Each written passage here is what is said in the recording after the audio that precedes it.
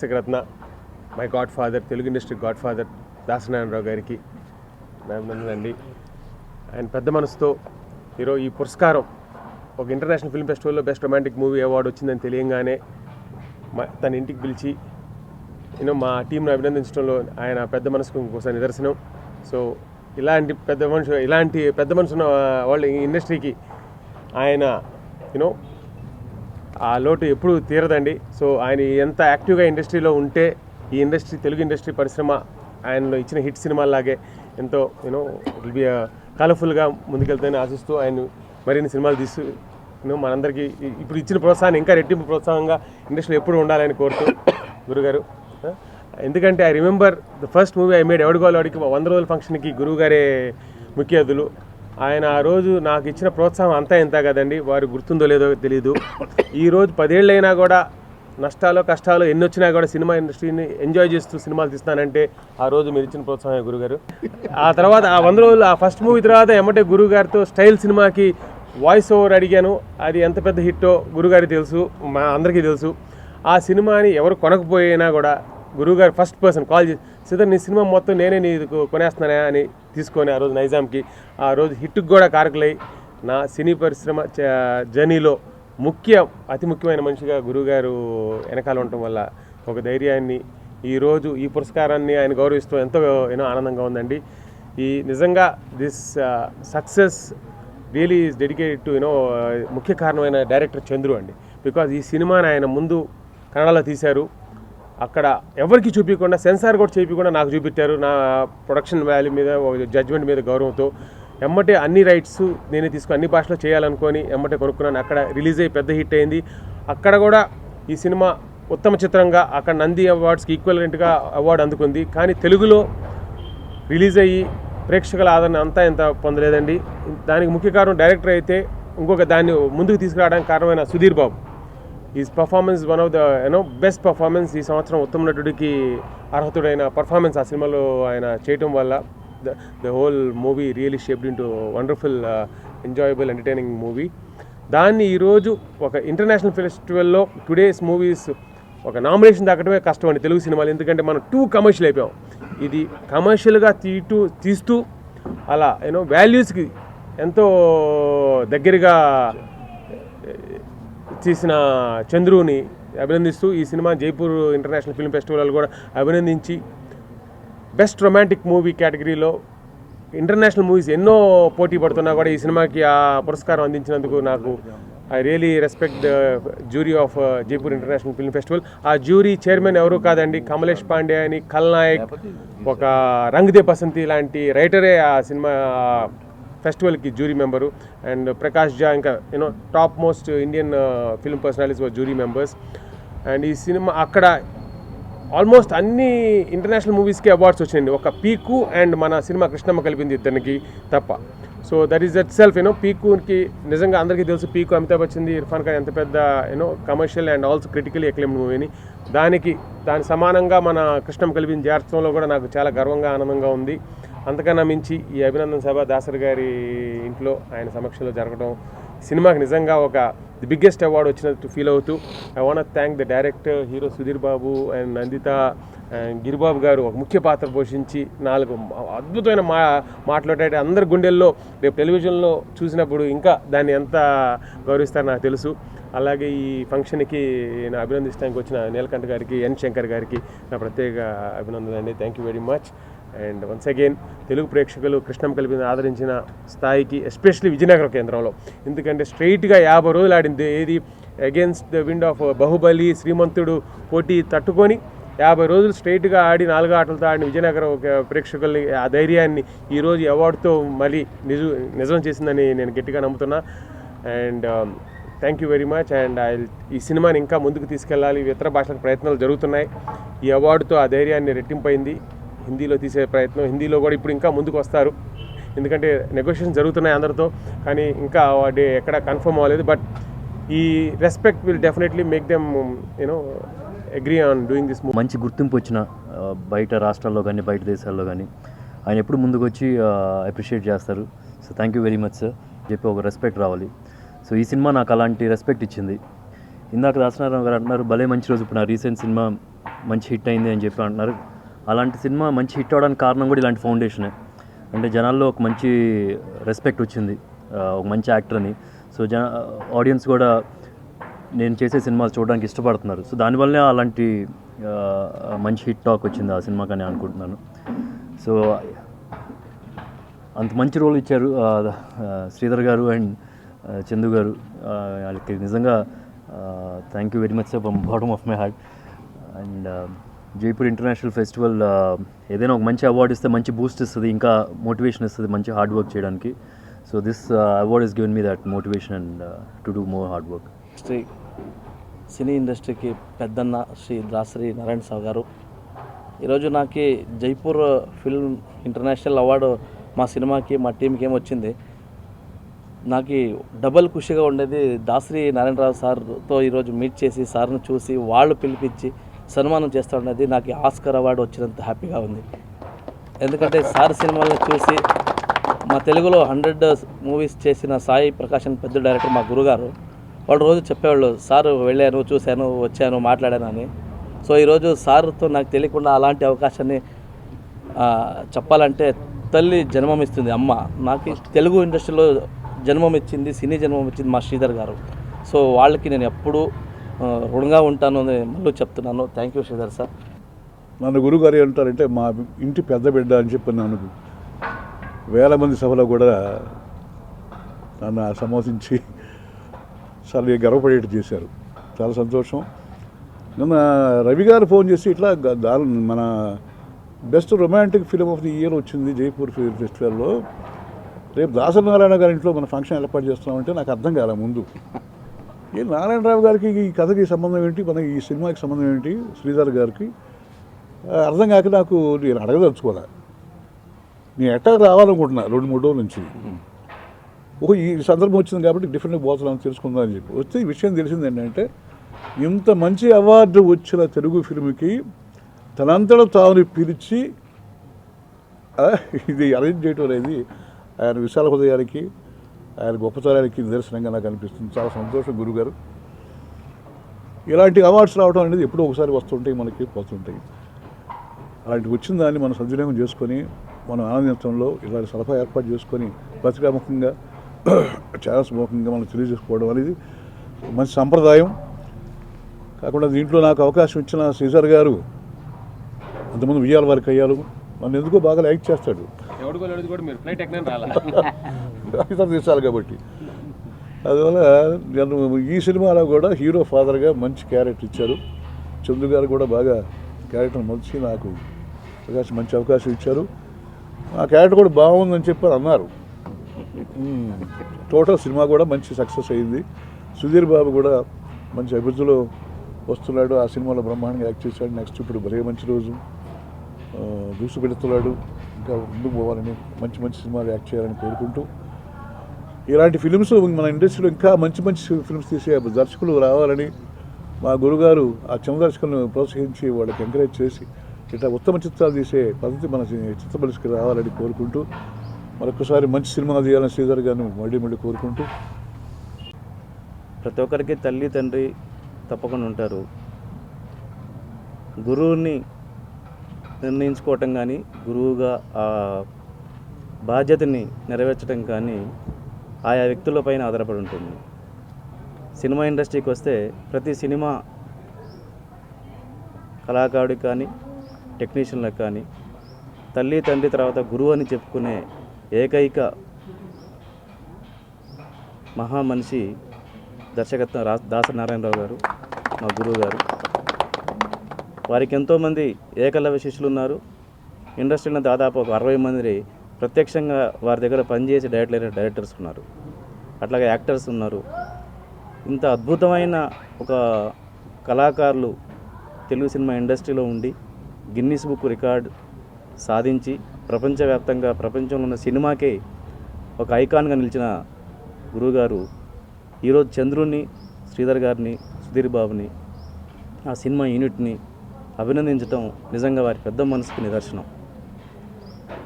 మనందరికీ తెలుసు, ఎక్కడైనా తప్పు జరిగిందంటే ఆయనకి ఎవరు చెప్పక్కర్లేదు, ఆయనే ఫోన్ చేసి ఎందుకు చేస్తున్నారు ఇట్లా అని అడగటం అంటే ఒక బాధ్యత. సినిమా పట్ల కానీ, సమాజం పట్ల కానీ, వ్యక్తుల పట్ల కానీ ఒక మానవీయ కోణంతో తను బాధ్యతగా తీసుకొని తప్పు జరిగిందని చెప్పటం, అట్లాగే ఎవరైనా నిజంగా మంచి పని చేస్తే అభినందించటం, ఈ రెండు ఆయనకే చెల్లింది. అట్లాంటి గురువుగారు ఈరోజు కృష్ణమ్మ కలిపింది యూనిట్ని.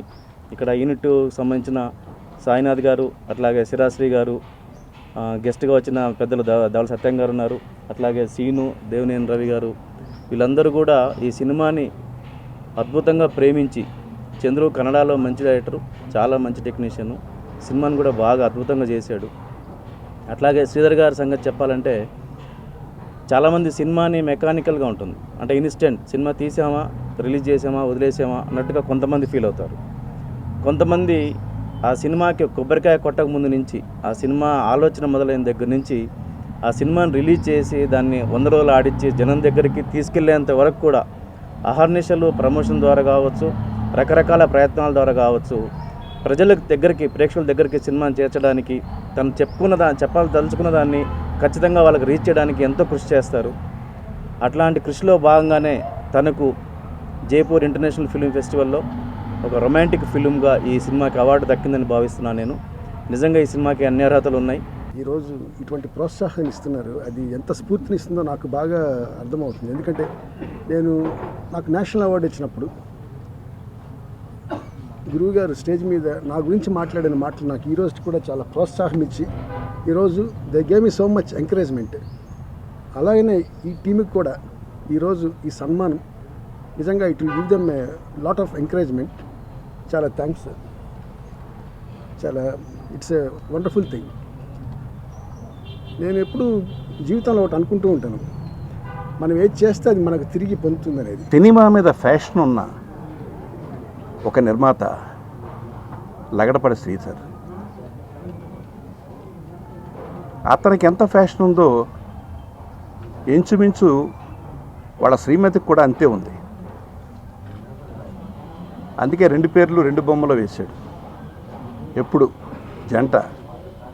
ఒకవేళ పొరపాటుని ఏదైనా నచ్చంది, లేకపోతే అశ్లీలం, లేకపోతే డబుల్ మీనింగ్ వస్తే శ్రీధర్ సినిమాని నువ్వు కాల్చేయంటదట. సో అలాంటి ఒక ఇదున్న గ్రూప్ ఇది. ఈ సినిమా వరకు మధ్యలో చాలా సినిమాలు తీశాడు. అతనితో మేమిద్దరం, అతను నాకు ప్రొడ్యూసరు కాదు, నేను డైరెక్టర్నే కాదు,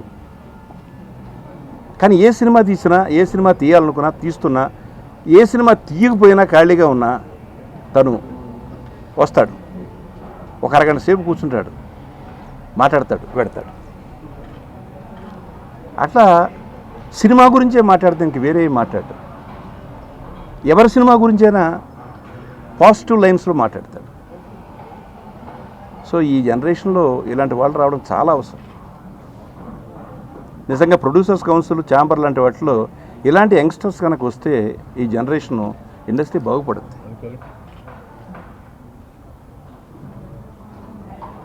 అలాంటి శ్రీధర్ మొన్న వచ్చి నాకు చెప్పాడు,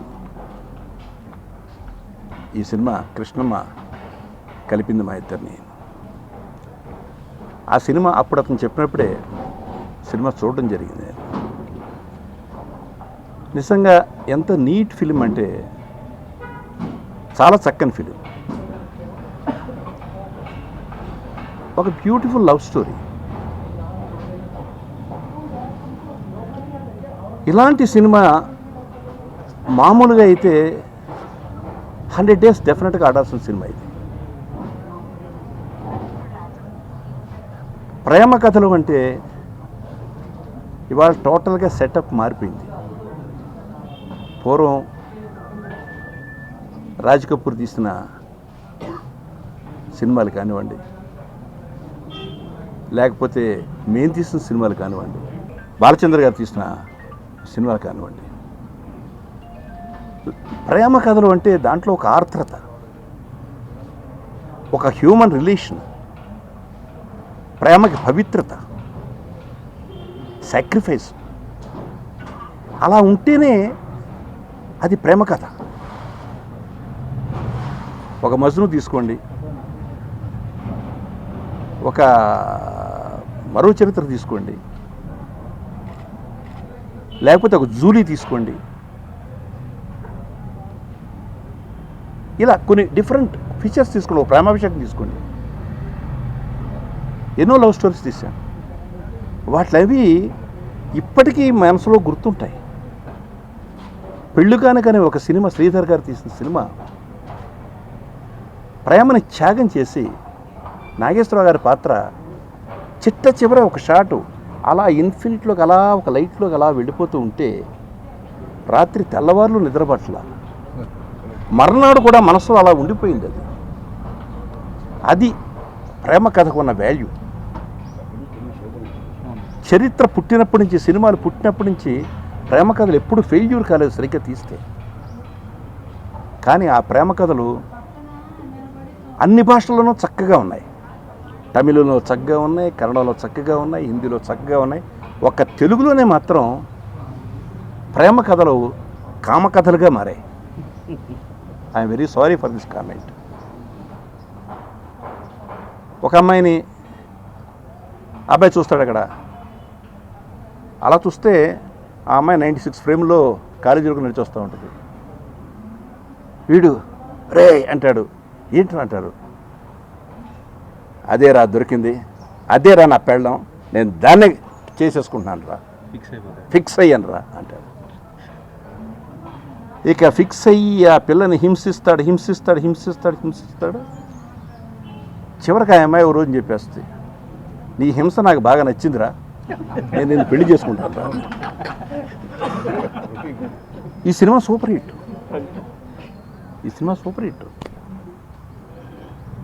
అంచేత ఎంత బాగా అమ్మాయి అబ్బాయిని తిట్టగలిగితే, ఒరే దగ్గర నుంచి, పోరా దగ్గర నుంచి, తొక్క దగ్గర నుంచి, తోలు దగ్గర నుంచి, ఇంకా చెప్పకూడని మాటలు చాలా ఉన్నాయి కాబట్టి, సెన్సారు కూడా కొన్ని క్షమించిన మాటలు చాలా ఉన్నాయి కాబట్టి ఇలా అయిపోయింది. ఇవాళ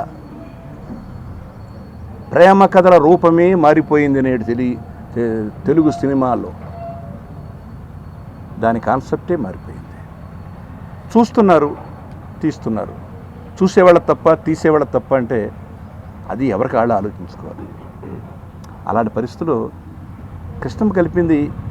ఇద్దరిని సినిమా చూసిన తర్వాత నేను అన్న, చాలా మంచి సినిమా తీసావు, పెద్ద హిట్ అవ్వాలి ఈ సినిమా, కానీ ఇప్పుడున్న జనాలకి నువ్వు అంత మధురంగా ప్రేమ కథ చెప్తే చూస్తారో లేదో చూద్దాం అన్న. అప్రిసియేషన్, విపరీతమైన అప్రిసియేషన్ వచ్చింది.